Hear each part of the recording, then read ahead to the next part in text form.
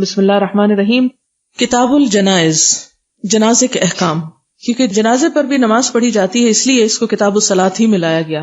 باب فی الجنائز ومن کان آخر کلامہ لا الہ الا اللہ، جس شخص کا آخری کلام لا الہ الا اللہ ہوا.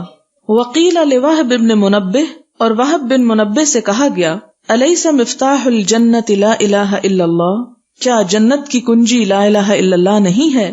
قال بلا، انہوں نے کہا جی ہاں. ولیکن لیس مفتاح الا لہ اسنان، لیکن کوئی چابی یا کنجی ایسی نہیں ہوتی کہ جس کے دندانے نہ ہوں.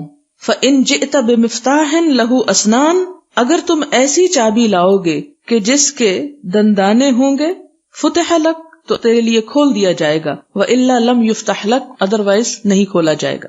مراد یہ کہ اگر کنجی تو ہو لیکن آگے اس کے دندانے نہیں، اور دندانوں سے مراد عمل ہے، یعنی لا الہ الا اللہ تو پڑھا ہو لیکن کوئی عمل نہیں کیا، تو ایسا لا الہ الا اللہ پڑھنا جنت کا دروازہ نہیں کھولے گا.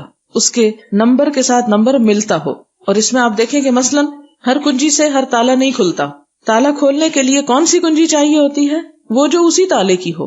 حدثنا موسیٰ بن اسماعیل حدثنا مہدی بن میمون حدثنا واصل الاحدب عن المعرور بن سوید عن ابی ذر رضی اللہ عنہ قال قال رسول اللہ صلی اللہ علیہ وسلم، نبی صلی اللہ علیہ وسلم نے فرمایا اتانی آت من ربی، ایک آنے والا میرے رب کی طرف سے آیا میرے پاس. فاخبرنی، اس نے مجھ کو خبر دی. او قال، یا کہا بشرنی، مجھ کو بشارت دی. انہ من مات من امتی، کہ جو کوئی میری امت میں سے فوت ہو جائے، لا یشرک باللہ شیئا، وہ اللہ تعالیٰ کے ساتھ کسی کو شریک نہیں ٹھہراتا، دخل الجنہ، ایسا شخص جنت میں داخل ہوگا. فقلت، تو میں نے پوچھا کس نے؟ حضور صلی اللہ علیہ وسلم نے. وَإِن زنا، خواہ اس نے زنا کیا ہو. وَإِن سرق، خواہ اس نے چوری کی ہو. قال وَإِن زنا وَإِن سرق.